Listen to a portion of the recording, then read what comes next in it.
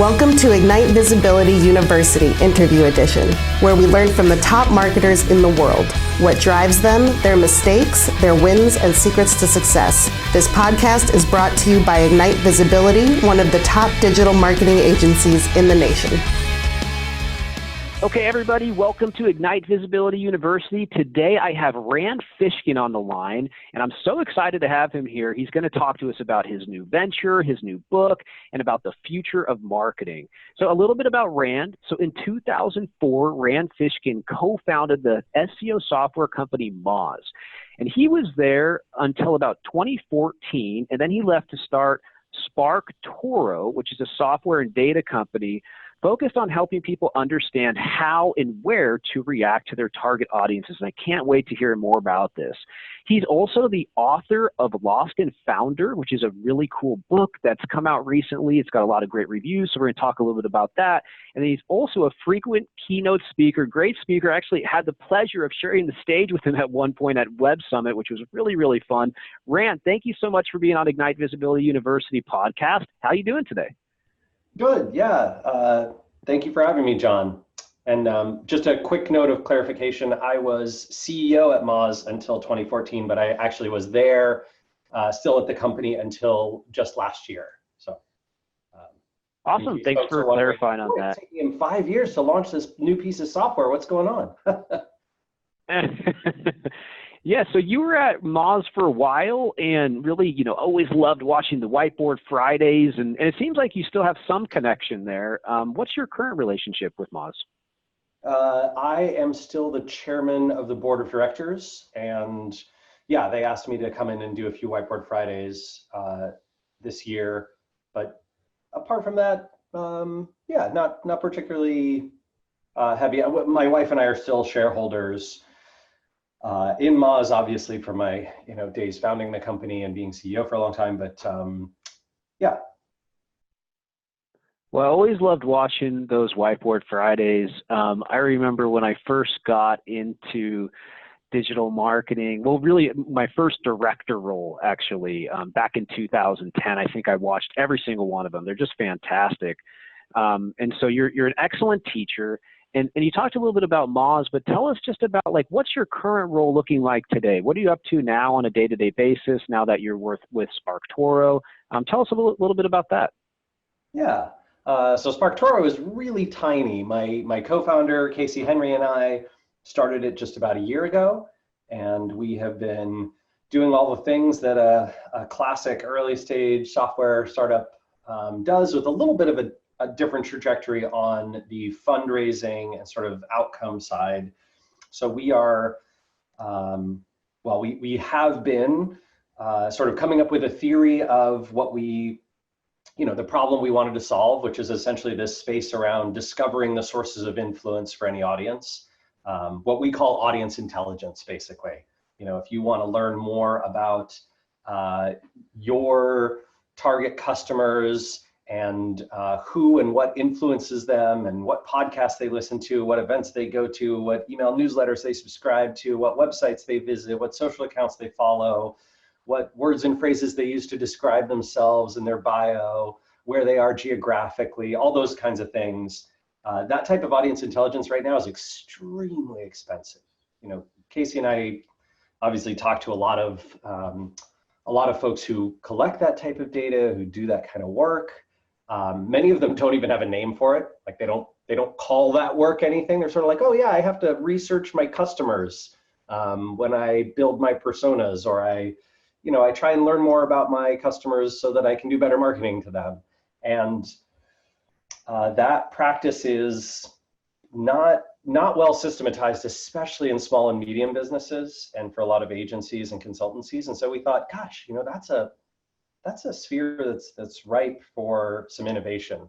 Let's see what we can build there. And so we've been, for about 9 months building and testing some software, and hopefully have a beta coming in just a few weeks, actually. Wow, that's really exciting. And I think, I love the concept because I feel like you're hitting on the main pain point in marketing right now, which is something that I've been just talking a ton about and hearing from other people on this podcast when I've interviewed them. There's so many different places to put in your effort, right? So many different sources and mediums that can send traffic to your website. And now, it used to be, 10 years ago, people would just be doing email marketing and a little bit of AdWords and a little bit of SEO. But now with so many different social sites and so many different ways to advertise and networks and podcasts and, and publications. So it sounds like, if I got this right, you're kind of trying to create that centralized area that can help determine where all these most important spheres of influence are, and then put that all into one place. Is that right? A little bit. So I would say what we're building is an extremely focused portion of that, right? We're trying to solve one precise problem, which is basically, John, if you're thinking to yourself, boy, why am I throwing all my money at Google and Facebook? Maybe I should try and broaden out and find some other places to go invest, either organically or on the paid side. SparkToro is basically a very simple search engine that you perform a query, like let's say that you are trying to reach economists. Maybe you're doing some work with a consulting firm, right? And the consulting firm says, hey, we're trying to broaden our brand appeal to economists. That's who we serve, right? We have a series of events and a paid subscription for professional economists. And so you go, okay, well, I don't know a lot about economists. Where do they hang out? What do they read and listen to and watch? And SparkToro can tell you that. You type in economists, and SparkToro won't return to you a list of economists.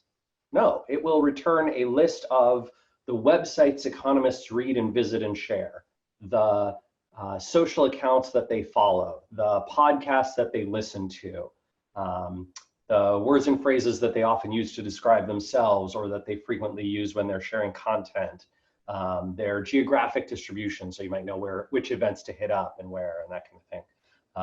And eventually we've tested some returning data about events as well. But those answers are kind of right at your fingertips instead of a 60-day long survey away.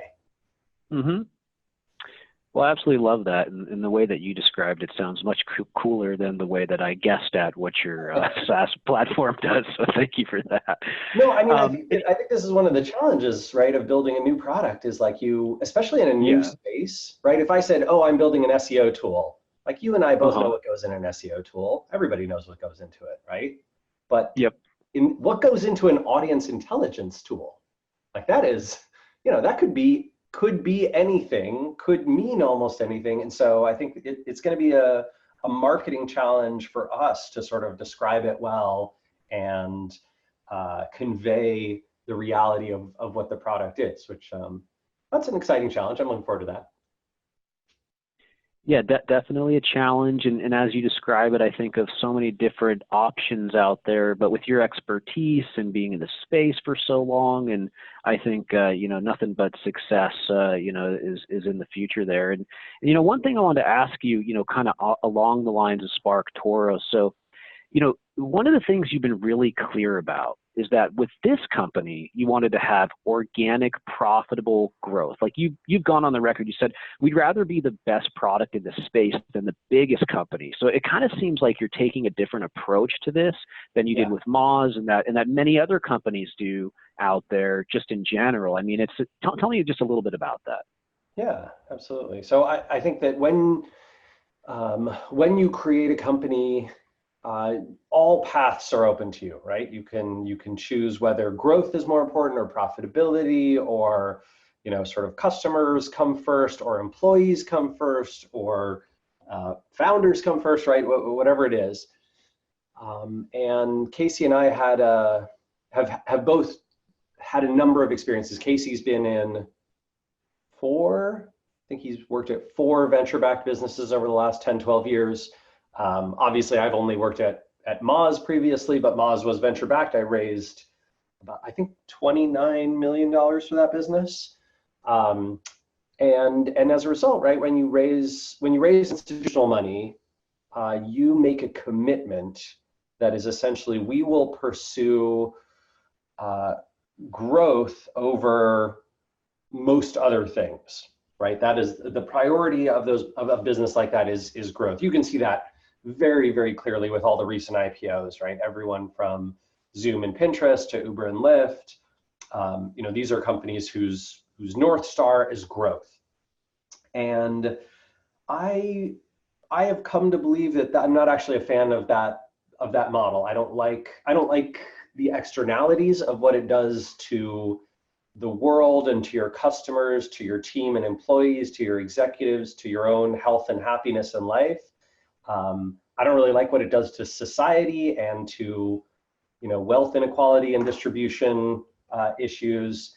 And I don't think it's actually really good for customers either. I think that sometimes growth can correlate with happy customers, and often it doesn't. And so with SparkToro, we decided, hey, we're not going to raise from institutional investors. We are going to build a business that is centered on being profitable, on being the best at whatever it can be, and we're going to raise money accordingly. So we raised from about 36 angel investors, almost all friends and colleagues. Some folks I didn't know, but mostly people we knew. And SparkToro is an LLC, which we basically distribute profits. So if we make $1 million in a year and $200,000 of that is profit, we essentially split that up pro rata between the owners of the company, the investors or shareholders. I love that. I have to say, I just absolutely love what you're doing there. I don't know if you know much about us, but my business partner, Chris Cofford, and I, we saved up $15,000. Didn't very minimal money. Didn't take any money for 6 months, and just started with one client, and then just added clients over time. We've always run it as a profitable business. Now we're going on, growing from 9 to 12 million or something like that, but always profitable, always customer first, always employee first. And we've had a lot of growth, but we've always done it in a sustainable way. And I feel like we've always earned our way to the next level. And we could have taken money, at any point in time to really have things grow exponentially, but we haven't done that. And I just really applaud you for the direction that you're going there. I think that, one thing, it could be challenging in some ways not to have massive funding in the SaaS space. But it does sound like you've gotten enough that you have what you need, and you've got a clear vision, so it won't hinder you guys at all, right? I don't know if it won't hinder at all, but it's certainly one of those things where I don't think money raised is a huge competitive advantage in subscription SaaS or self-service SaaS. I think if you're going enterprise and you're basically, hey, I need to hire 10 salespeople, have those 10 salespeople work for a year, sort of not profitably, before they kind of get trained up and get good at selling to this market, and we kind of learn how the market works. And then each customer we bring on board, we don't make money from them until year 3 of their contract. Okay, yeah, you need to raise a lot of money, right? You're going to need a huge war chest to go to battle with that. HubSpot is a great example of that, right? Where they raised an incredibly large amount of money. I think it was north of $100 million. And this is before they went public, right? And then, they were burning cash like crazy, but they knew their model worked because they had, 3-year, 4-year customer payback periods, and they knew that lifetime value was 8 to 10 years. So, they're golden, right? They've got a model that works. With SparkToro, we're going to take an approach much more like the early days of Moz, right? When I was CEO, which was basically subscription self-service. So you come to the site, you put in your credit card, you pay for the months as you use it. Awesome. So you you were at Moz, you had a tremendous amount of success, became this somewhat of a, rock star in the digital marketing field. Now you're taking a step back. You've got this new company. I always find it interesting. Like, I would just like to know, like, what drives you? What is keeping you interested in here? Do you have any type of like value proposition within yourself that makes you want to contribute to the digital marketing field? Talk to me about that a little bit. Let's see. I would say there are three primary drivers. Well, three big drivers, none of them particularly healthy, but okay. If you were a clinical psychologist, you'd say, "Oh, Rand, you need some help, my friend." Okay. I'm not, so I won't judge, I promise. The three drivers for me. One, I constantly feel this kind of guilt. I think an overwhelming amount of guilt, just sort of guilt around not doing enough for other people and for myself, of not being able to kind of give back enough, of not being able to produce more, right? I know that I can be helpful to people, and when I sort of slack off and, oh man, it's been a few weeks since I wrote a blog post, I feel terrible about that. Yeah, I get that one for sure. Whatever it is, right? So I think guilt is one of my big drivers. Another one is a sort of a core belief that I'm not good enough, right? Just that I think I wrote this in Lost and Founder, but when I was a kid, I remember my dad would always say to me and to other people about me, right, sort of high potential, low achiever, and I think that's there are many things now that I kind of I can see more clearly as an adult that maybe my dad wasn't always right about everything, but I actually believe that he was right about that.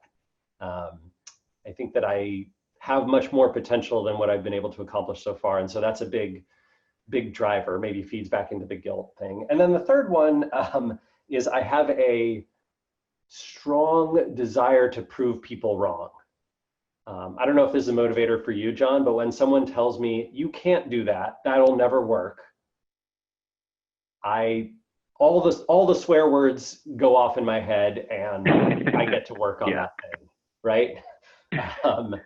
So those are big drivers. And obviously I think there's a lot of people who believe that the venture model is the only model that works well for startups, that, funding a profitable low to mid growth or company that might only be $10 to $50 million in revenue, or maybe even less than that, and it's going to try and make a go of it. That's a terrible model. You should never fund those types of businesses. And I think that's completely wrong. Totally backwards and wrong. And so that's a big driver for me. So too is sort of, I have a chip on my shoulder kind of regarding my history with Moz, and I think I need to prove to myself and to a few people that I can do this again, right? That I can build a successful software business, that I'm capable of being a high quality CEO who can deliver impressive results, and that maybe there's some people in my past who made mistakes about me. That's really interesting, and you will. I mean, there's no question about it. I've seen you speak. I've seen your drive, your passion, your transparency, right? And the proving people wrong. It's so funny to hear you say that. When I was at this company as a marketing manager over a decade ago, I remember I was doing all this general marketing, and I was doing the SEO, and I had worked on these variety of websites and taken this one site. It's a brand new site in 6 months from nothing to 6,000 visitors a month. And I was so happy about it. And my director of marketing there came in and said, John, we're going to take that SEO role away from you. You don't really understand SEO that well. That position was given to somebody else. That desire to prove somebody wrong left me to go be a director of SEO at another company, then start an SEO company, which is now, the #1 ranked on Clutch as Search Marketer of the Year. So I definitely feel the heart and drive that comes from, a good battle wound, in some ways. And I think in some ways that ends up really creating the biggest success stories out there, you know. So drive can definitely be a good thing. The other things you mentioned, you know, are definitely good drivers as well. And thanks so much for sharing that with us, and excited to see where that goes. So yeah, thanks. Me too. I you know, I don't have the confidence that you have about whether it's going to work out, but I definitely feel that strong motivation to try. And I think that, yeah, I think Casey and I have a real shot, right? As good a shot as any venture-backed firm, for sure.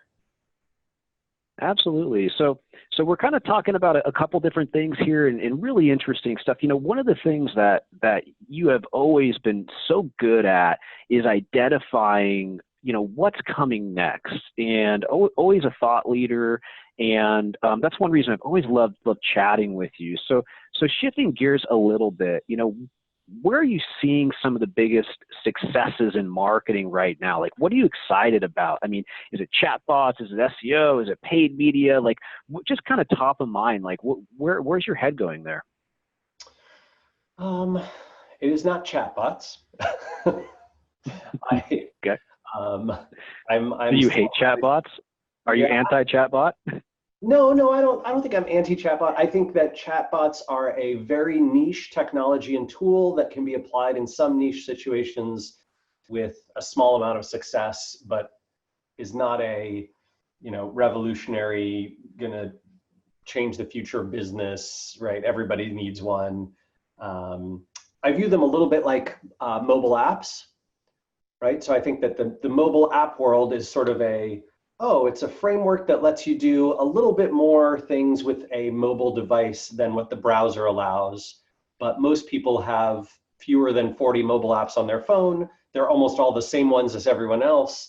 Almost no one fires up more than 10 in a week, and 10 different ones in a week. And with the exception of games, there's no long tail, right? So I think chatbots are kind of like that, right? There's a few areas of application where they're handy and useful, and sort of the rest is a non-existent long tail of chatbots.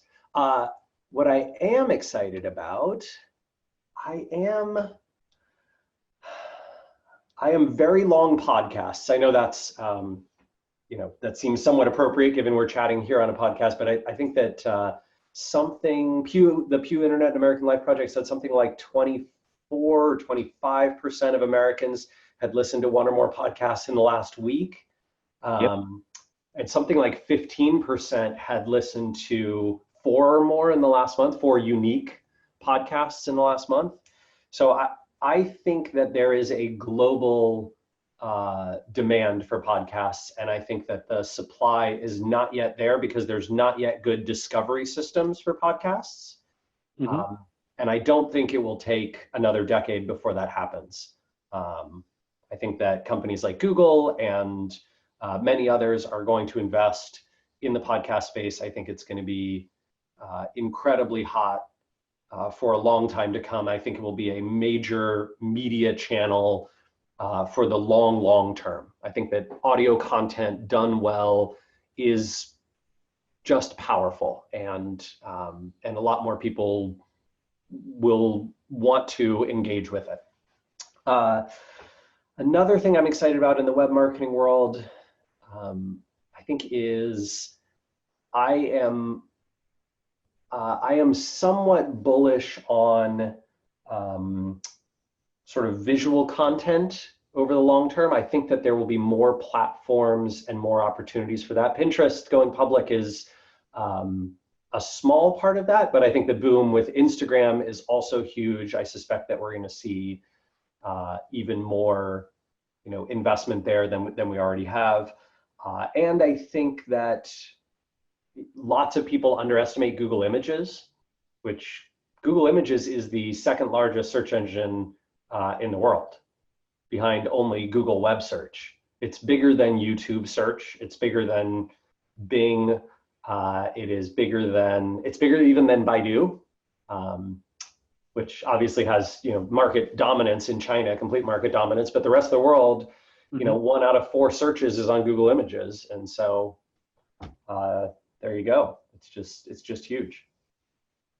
Absolutely. And the podcast thing, going back to that just real quick. So at Google I/O, they released that they are now indexing podcasts for the first time, just straight in Google search. I'm sure you're familiar with that.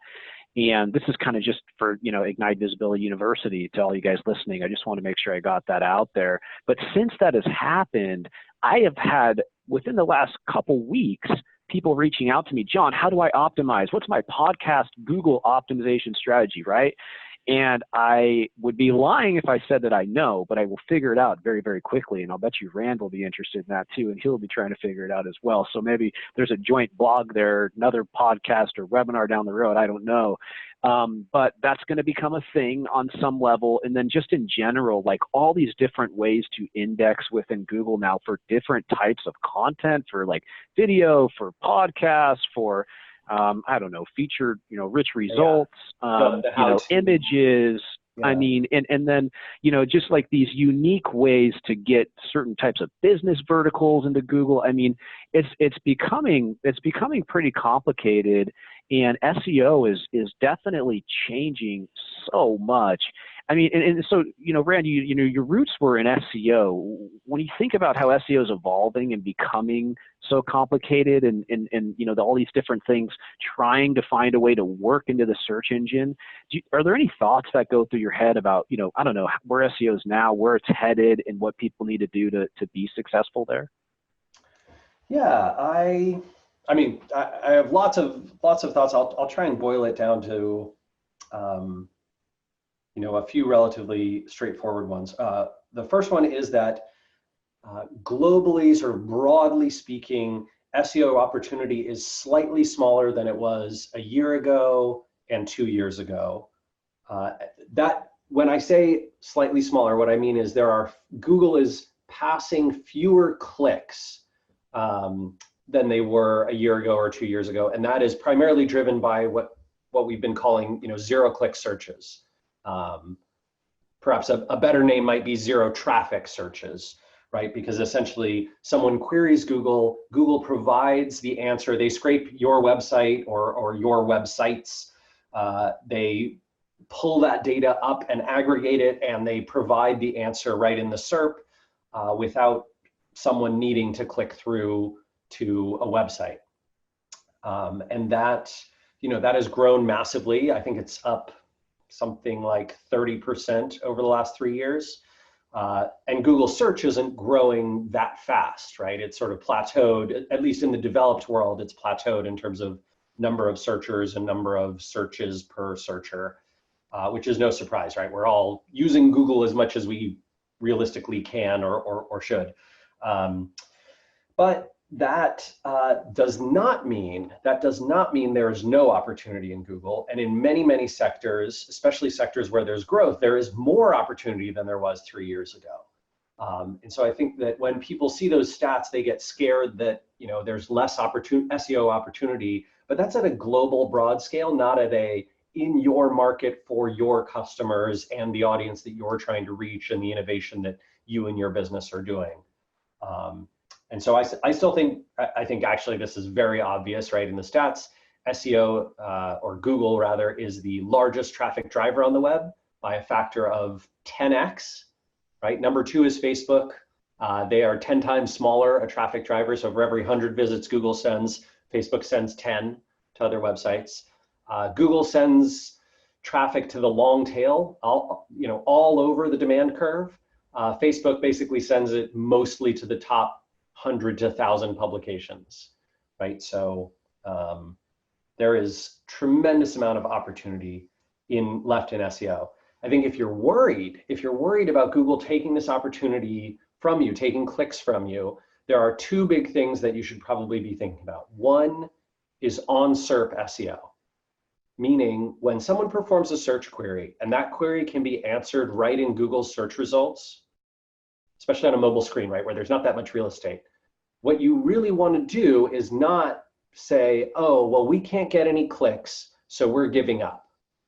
What you want to do is say, how do we want to influence the people who perform those searches? And what could we have on Google's search results that would influence them in the way that we want, even if we can't measure it perfectly, right? Because it's not on our website anymore. And on SERP SEO, I think that's where a lot of smart dollars, smart effort is going. It's moving away from purely measuring SEO in terms of traffic and conversions to also measuring how many people perform this search query, and do we have the message that we want front and center in the search result. I really like that. That's great information. Everybody, I hope you appreciate that info. I mean, you think about what Rand just broke down right there. You know, you're thinking about new industries, awareness, right? You're creating a whole new, amount of searches that are happening and are not competitive yet. You've got other industries that are more saturated, within the United States and other certain markets. The growth of Google search is slowing a little bit, but internationally it's rising for the first time. And, really, when it is the rich result, making sure that you have the right messaging there, I think, with that, that's getting pulled into, taking a step further, the Google Assistant. And that might be opportunities for you to create Google actions around, some of those rich results there, so that you can actually, manipulate specifically what's going on with the assistant side of things as well. And so that's changing quite a bit. And I kind of took it in a little bit of a different direction there in regards to voice search. And that's just something I've been thinking a lot about, and thinking about these Google Actions and assistants and Alexa and stuff like that. I mean, Rand, do you think voice, is that something you're excited about? Is that something you're looking towards? Or do you feel like that's not going to be a major important thing for marketers moving forward? What are your thoughts on the voice side? I'm a little bit of a, not a naysayer when it comes to voice. So look, okay, here's what I believe. Many people are doing voice searches. I think that there will be many more people doing voice searches, and I don't think it matters whether you do a search with your voice or whether you do it with your fingers. I don't think it matters one bit. There's just no, when marketers, and I hear a lot of marketers say, right, every conference I go to, there's a session on how voice search is transforming everything, blah, blah, blah, blah. I don't think it makes a difference at all. You get a screen of results back. The screen of results is based on the input. Maybe the thing that you say is going to be slightly different than the thing that you type. And so, great, marketers have to do keyword research, just like they've always done, to see what people are typing in or saying to their browsers, to their search devices. I don't think voice search changes the equation at all. What I do think, I think that two things happen. I think one, people believe that because voice search is happening, somehow the results are going to be different than what they would be if you typed the same thing in. Maybe that is happening. I'm here to tell you that's not true, at least not yet. You're relatively safe there. And then the second thing is that I think many people conflate voice answers or voice only devices with voice search. Meaning, what about my Google Home? What about my Alexa device? What about Siri? When they speak back an answer to me, isn't that cannibalistic of, whatever broader web search? And I think the answer in those cases is yes, sometimes, but frankly, those are pretty much the same search results where no one was going to click through anyway. And so it is less concerning. If you want to know, well, but how do I influence those? The answer is the same as it is for on SERP SEO. It's own the featured snippet, own the SERPs, have your message sort of front and center. But yeah, I'm not a big believer that voice search changes much of anything.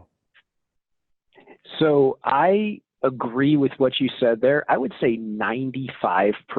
And the only other, kind of 5%, and by the way, I am one of those speakers. I'm speaking to SMX on voice search. So, even just last week, I think I completed this 60-page deck on it. And so I've just spent so much time. When you get on stage at SMX, you should stand up and be like, this session useless and canceled. Rand told me to cancel the session. Like that would just be chef's well, and then do your deck, right? But just shock everyone right at the start. Yeah, this is completely irrelevant, and listen to the podcast to figure out why, and then I'll get a couple more listeners. So, I believe Dialogflow, which is this new way that Google is creating ways that you can create dialogue flows through Google Actions, through Alexa, through chatbots, through AdLingo, through all these different basically chat interactive features, is going to be, in a way, kind of the future of marketing, and all marketers will have their own dialogue flows, which will be kind of a central way that they interact with customers before they hand it off to a live person. And the only way that I think that relates to that kind of 5% of why I think voice is changing things quite a bit is because of this idea of Google Actions and the Google Actions console and creating your own dialogue flow. And I think that as people use voice more and more, they're going to use the assistant more and more.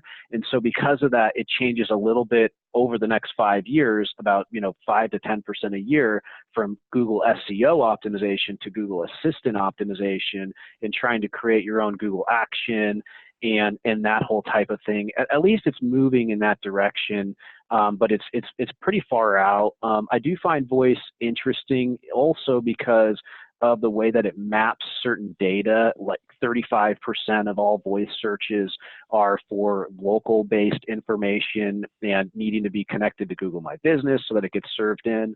So just a couple interesting points I wanted to point out there, but I'm actually really happy to hear your perspective on it, because I do think a lot of people get so caught up in this buzzworthy stuff, and it's almost like this fear mongering in a way that gets marketers scared, so that they try to go into invest in things that maybe they shouldn't be investing in when there's not a big return yet. So that's great insight, Rand. I appreciate that. Two things I'd say there. Well, one, I think it's a perfect analogy with the mobile first index. Right? I can't remember how many years it was. I want to say it was 4 years, maybe even 5, where every year was, next year Google's going to be moving to a mobile first index. And this is going to change everything. And we're going to have 6 sessions at every conference about mobile first and what it means. And what did it mean? It meant you should make your website fast and look good on a mobile device, which is the same advice in 2008 as it was in 2016. And just... I cannot fathom how many wasted hours, hundreds of thousands of hours people spent basically saying, like, here's going to be the future of mobile, here's what you're going to have to do, blah, blah, blah, blah.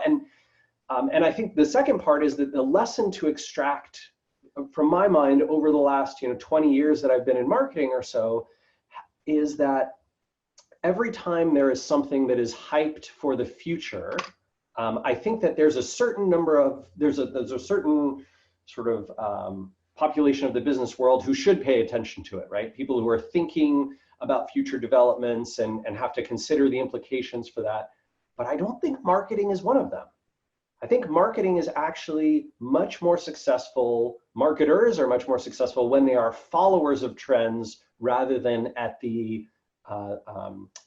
cutting edge is fine, but any further in front of that, right? Trying to lead trends is actually really dangerous, right? This is what gets us spending all of our energy and effort on Google+, or spending all of our energy and effort on chatbots, or spending all of our energy and effort on VR or AR or those kinds of things, right? And I think that marketers instead should look at, hey, where does my audience pay attention now? How do they use things now? How do they engage now? Let me optimize for that. That will reach the largest percent of my audience for the longest time.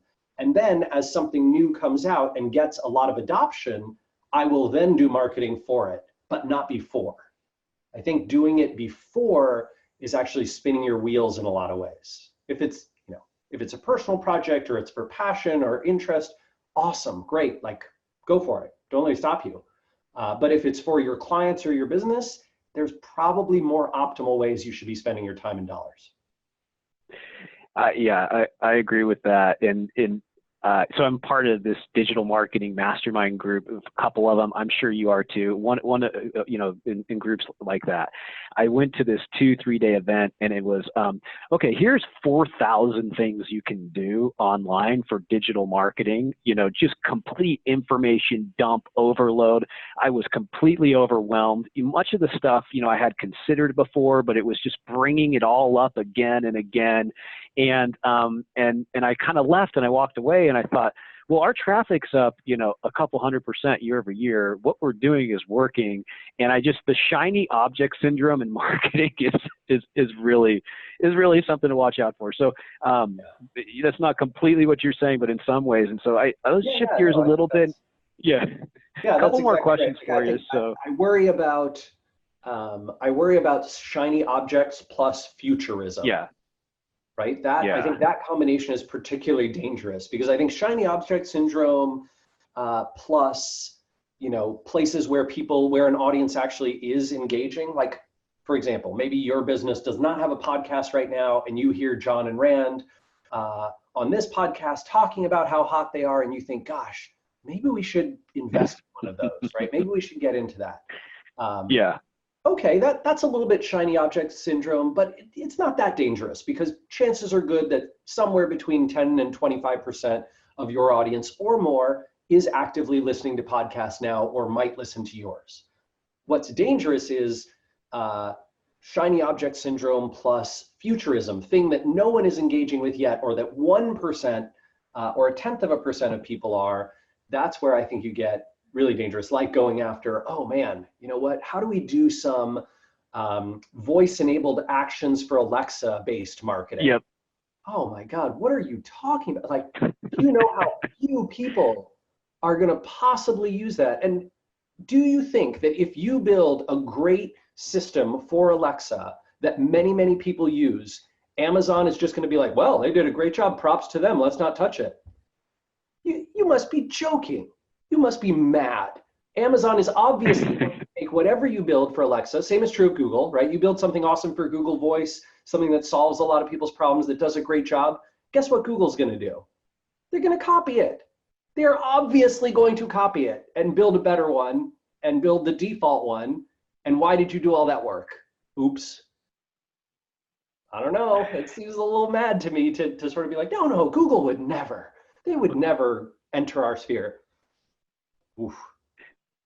Well, if history repeats itself, they will absolutely do that, because if you look at just the normal Google search engine right now, they basically built Wikipedia. Yeah. They're building hotel booking engines, restaurant engines, answers to medical. They've basically cannibalized any industry they felt like spending the time in to generate more revenue. So and you're absolutely right. Doing that again and again, right? One of my favorite case studies, if you Google celebrity net worth and what Google did to them, I think that is the perfect case study for what will happen to a lot of folks who kind of invest in these short form, easy, easy questions to ask and easy answers to provide. I think that if you're in marketing, especially in content marketing or in voice actions or in answering questions from consumers, from your audience, you need to build a moat by investing in content that Google cannot easily cannibalize. And that is, that's getting harder and harder because Google's getting more sophisticated at it. Yeah, you're absolutely correct on that one. And so creating content people actually want to interact with within your own environment, using the additional, abilities out there to promote it, get people back, then building your own audience and then investing in your own audience over time. And just to go on record, I agree with Rand. Don't go out there and start building Dialogflow because of shiny object syndrome, Dialogflow, chatbot, Alexa actions, just because we brought it up on this podcast. We're saying quite the opposite. So so a couple more things I wanted to mention here. So you had the book come out, and the book, I literally love the transparency. I just think it's so helpful. And as I've grown in my career, I've tried to become more transparent as well. I've been historically very, very rigid, very, very, businessman. What I put out online is just very, that is what it is, right? You've kind of taken the opposite approach. And so in this book, Lost and Founder, you put it out there, you talked about your story, now it's out there, you've given some good reviews. Like, how did it feel creating it now that it's out there? Are you happy with the way that it's come out? Talk to me about that just a little bit. Yeah, no, I feel like I had an extraordinarily positive experience, both writing and getting a book published, and then sort of seeing how it's performed. I think it's been out about 10 months now. Yeah, and done reasonably well. I'm sure my publisher would like it to do better, but as far as I'm concerned, it's I'm in a very happy place with the book. To your point, right? The reviews have been extraordinarily positive. I think even people who have disliked me publicly in the past have sort of been like, oh, well, I kind of have to give them the book. It was pretty good. So that's kind of fun to see. But I think the process of writing a book is very intense. It was an extremely, I would say, difficult and challenging, but worthwhile process. It's what, speaking to our earlier point, one of the first questions you asked me was about like drive and motivation. And the book is one of those where I actually feel like, I kind of put in my best effort and produced a product that I'm proud of. And that almost never happens. So I'm very grateful for that. I think that it's not that Lost and Founder is a perfect book, but I think it is close to the best book that I could have written, and probably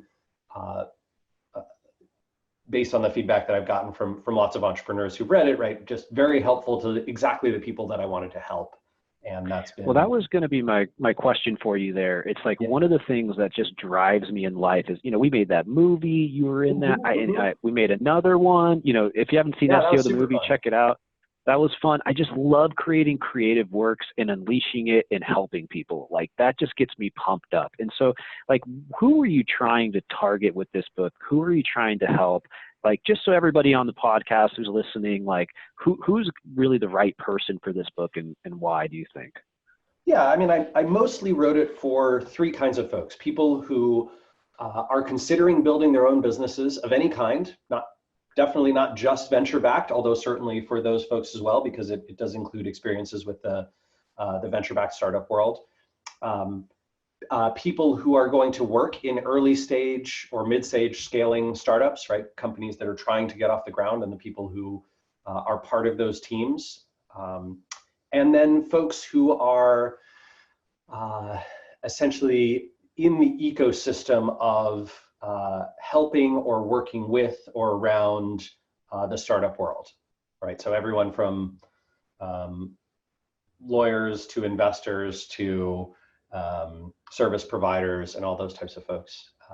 But yeah, it's been kind of funny, even though those are the sort of three core audiences, right, that I intentionally wrote the book toward and that my publisher sort of targeted. It's been fascinating to see who's picked it up and read it. There was a bunch of reading groups at hospitals I think this was in Ohio. And I got some emails from some of the doctors who were part of these reading groups, and they said they picked up Lost and Founder because it was recommended to them, and they really liked it. And they wrote to me like saying basically, I didn't realize that this applied to the startup world as well, because it felt like this was just a thing that happened in hospitals and in the medical industry.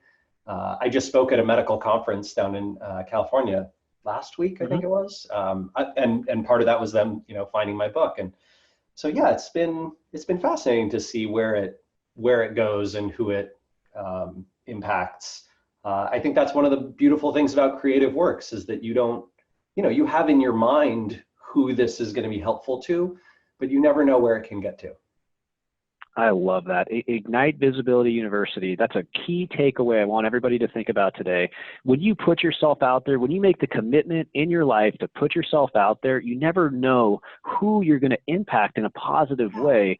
I mean, when I started when I was 25, I was terrible. I'm still terrible, right? But I'll put myself out there. Rand puts himself out there. I'll get messages from people around the world who just like watching a video or listening to something like this. So I encourage people, life is short. Put yourself out there. Make something creative that you're passionate about. And that's exactly what Rand did with this book. And so, Rand, last question I have for you today, and thank you so much for taking the time to help others and to talk to us about where you're at. What are you most excited about in your life right now? What's coming up? Anything that our audience can look out for and be excited about just to kind of see as you progress in your career in life? Yeah, I mean, professionally speaking, like I said, knock on wood, I think the SparkToro beta is only 4, 5, 6 weeks away, and that's looming large for Casey and I. We're very excited about that. If you want to get on the list for the SparkToro beta, it is if you go to SparkToro.com, you can click on the What We're Building page, and there's a little place to enter your email. Apart from that, my wife Geraldine and I are going to Ashland, Oregon in June for our first vacation in a while. We're going to go see some plays at the Oregon Shakespeare Festival, which I'm really excited about. And yeah, if you're looking to follow and sort of keep up with my curmudgeonly rawr, here's what Google's doing wrong, along with lots of other interesting things about the marketing world, the best place is Twitter, where I'm at Rand Fish. Awesome. Rand, thank you so much. We really appreciate your time today and for taking the time to be on Ignite Visibility University. That's it. And thanks again. We appreciate you, man. Oh, thank you, John. It was wonderful being here.